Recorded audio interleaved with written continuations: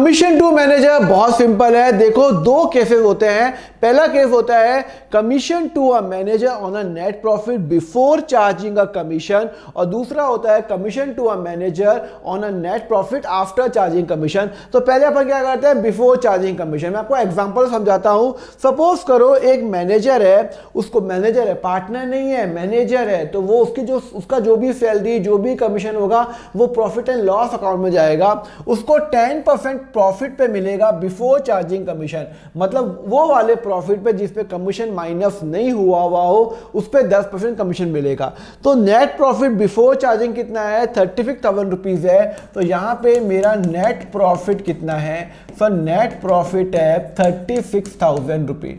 कितना है, 36,000 रुपये। अब मुझे बताओ कि 36,000 में से उसको कमीशन कितना मिलेगा, 10% मिलेगा। किस पे मिलेगा, इस 36,000 पे। ये वाला प्रॉफिट कौन सा प्रॉफिट है, ये बिफोर कमीशन है, जिसमें कमीशन अभी माइनस नहीं किया हुआ। इस प्रॉफिट पे 10%, क्वेश्चन में लिखा हुआ है इस प्रॉफिट पे 10%। इसका मतलब है जो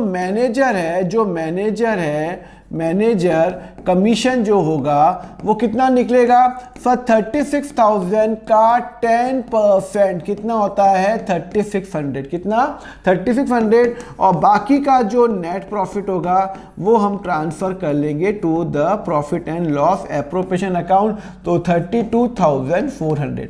तो यहां पे हमने कमीशन कैसे निकाला, बड़ा सिंपल है। जितना हमें कमीशन जितना हमें प्रॉफिट दिया हुआ है, क्वेश्चन में दिया हुआ है नेट प्रॉफिट बिफोर कमीशन, और वो बोलता है 10% ही मिलेगा on the profit before charging commission. तो हमने डायरेक्ट फॉर्मूला अप्लाई कर लिया। हमने क्या फॉर्मूला अप्लाई किया, 36,000 इंटू जो भी कमीशन रेट है इंटू 100 इक्वल टू 3600। ये तो बड़ा सिंपल है, अब मैं आता हूं थोड़ा कॉम्प्लेक्स रेट पे, जहां पे commission on net profit after charging commission है। एग्जांपल के रूप में समझाता हूं।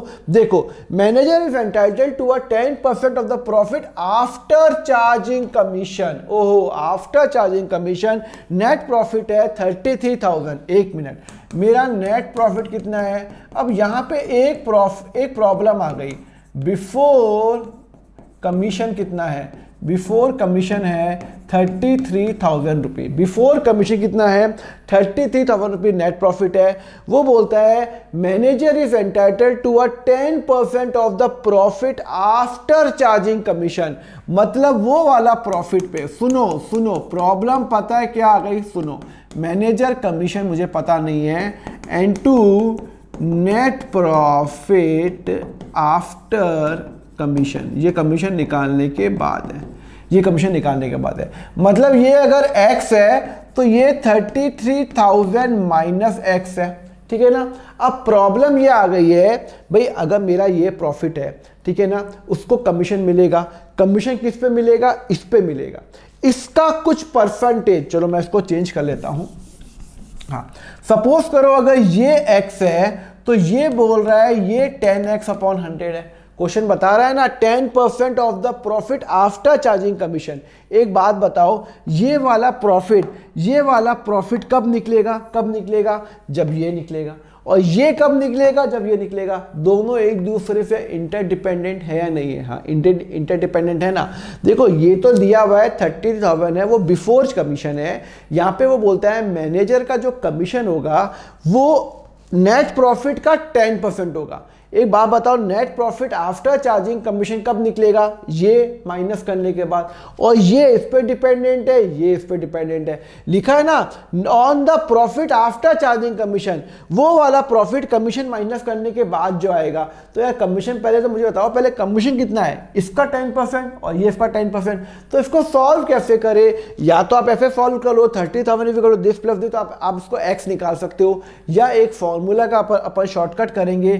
क्या फॉर्मूला है, नेट प्रॉफिट बिफोर कमीशन जितना है, जो भी कमीशन रेट है इनटू 100 प्लस कमीशन रेट। तो मेरा नेट प्रॉफिट बिफोर कमीशन क्या दिया हुआ है, नेट प्रॉफिट दिया हुआ है 33,000 रुपीज।